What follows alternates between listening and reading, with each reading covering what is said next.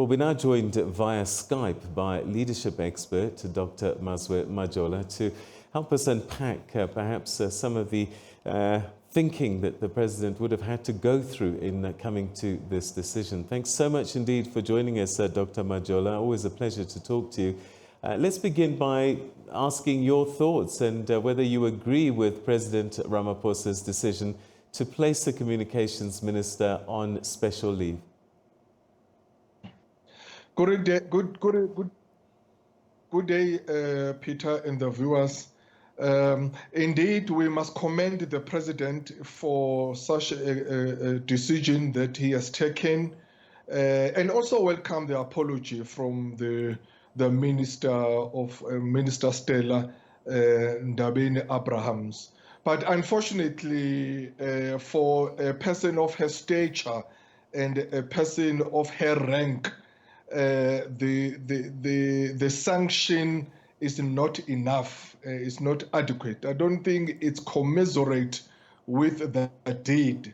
The President was supposed to fire the minister in order to send a clear and strong message to everyone that we are dealing with a very serious matter here in COVID-19, that people are dying, and people are affected and infected. All of us, we must abide by the regulations. If one looks at the President's statement carefully, there is a line there where he says the law must take its course. Is that not perhaps saying that maybe the Minister of Justice, the NPA, the Police Minister, perhaps need to take that next step, and then after these allegations, because there still are allegations until they're tested, are fully ventilated, then he can fire her? Well, but the buck stops at him as the President of the Republic. He's the one who hires and fires the ministers, and he's the one who disciplines and corrects the ministers. So as the President, he's the one who's supposed to take the drastic measures to fire the minister. He must not give that, or rather, he cannot delegate that responsibility to another minister. He is the one who must take it. And the President must be decisive, and the President must be consistent. The President must be seen to be taking decisions and to correct those who are not doing right things. What would happen? Can you imagine for someone like that bride and groom in the northern KZN who were arrested during their wedding?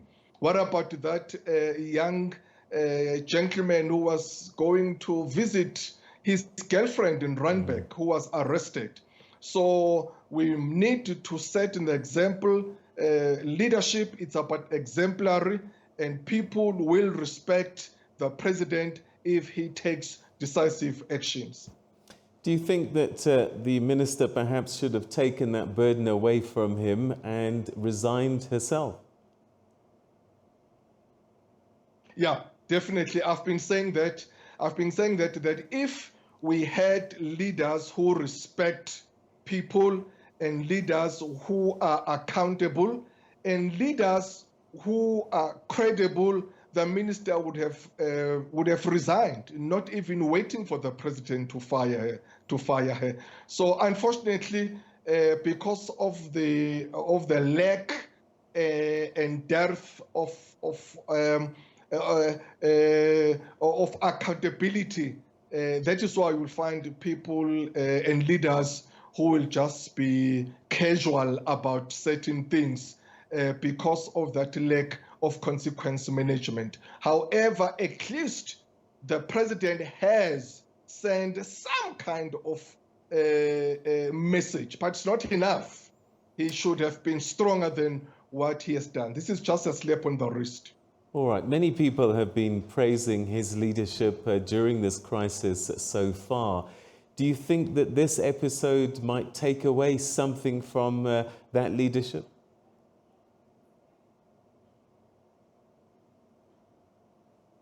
Dr. Majola? Hello, Dr. Majola, can you still hear us? Yes, I didn't get your question, Peter, but I think you've been saying that people have been praising the president's leadership in the last 2 weeks. I'm the one who has been doing that. I think the president has been very superb in terms of being decisive during the last 2 weeks in as far as the COVID-19. So whatever happens now, it must not undermine his credibility and whatever he has been doing. So that is why it's very important for him to be seen to be consistent and also to be seen to be decisive. He must make sure that he doesn't allow anyone to undermine that. All right, so Dr. Majola, we're going to have to leave it there, but thanks very much indeed, as always, for your insights around leadership. All right, let's go now to KwaZulu-Natal, where the Premier